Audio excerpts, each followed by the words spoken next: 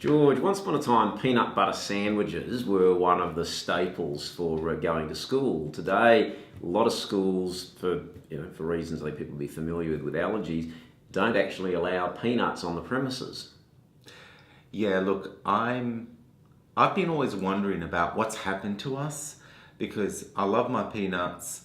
Everyone around me was not allergic to peanuts, and then suddenly too many people are allergic to peanuts. So what's happened? What's happened to us as a human race to suddenly peanuts have turned against us and they're attacking us? Joe? Yeah, good question. And there are a number of different theories to it, and like a lot of our knowledge, it changes and evolves. The concept of what they call germ theory, and that we need to make our homes and places germ-free, sounds very nice. It's like we don't want to get sick and get bacteria, and we sterilise the environment, including for children. Yeah. But sometimes you don't know what you sort of need until it's gone. And what has been found is that populations where they do still let children play in the dirt and where they do maybe get some colds and viruses in their first year of life, now more exposed to bacteria, the immune system starts to develop in a slightly different way.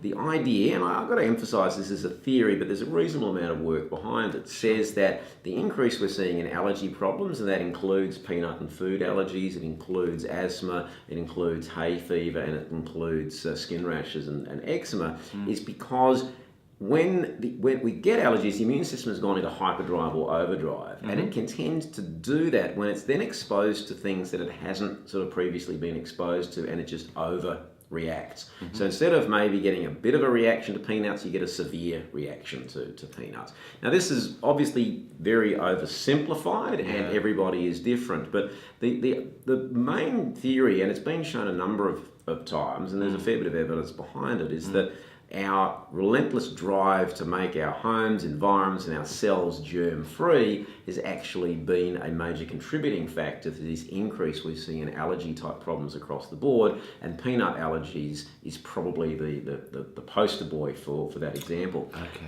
It used to be said, and that one shouldn't expose children to peanuts in early life. New work, not surprisingly, saying the exact opposite, and paediatric research out of North America, and has now been increasingly accepted worldwide, is saying, and obviously for people watching, you need to discuss this with your doctor. We're not giving you any advice, but the new thinking is that you introduce these foods earlier rather than try to avoid them. Okay. For the obvious reason, you get people a little bit used to it in early stages in small amounts.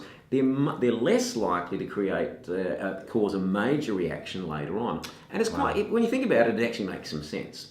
It's weird. It's almost like it's Mother Nature's vaccination process. It's weird. It seems to be following the same principles, that the body's acclimatizing very early on and preparing itself for the actual environment.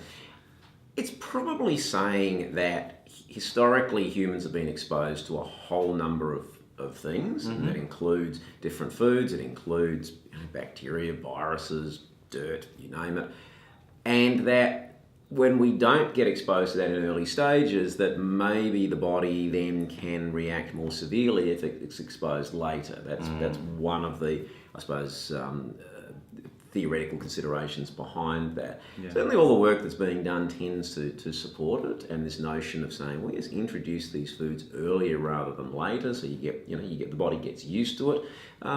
Does make a fair degree of sense. But we're in a bind. I mean, where do you go from here? I mean, the parents who are allergic to peanuts, do they give their own children a bit of peanuts early on and freak out and think they're about to kill their child? I mean, like, where do we go from here to reverse this if it's actually what's going on? Yeah.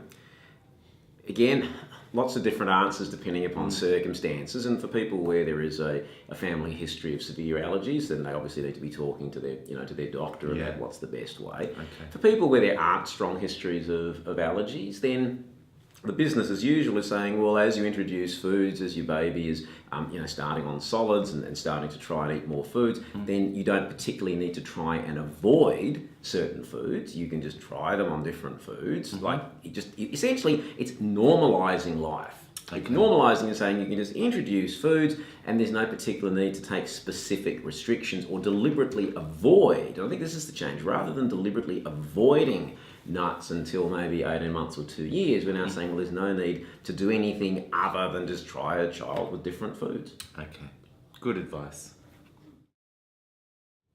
We hope you enjoyed the video, and if you like Healthy Minded, please subscribe to the YouTube channel. Yeah, and share with your friends. Please put comments below whether you agree, disagree, if you've got topics you'd like for the future. And until next time, stay healthy minded.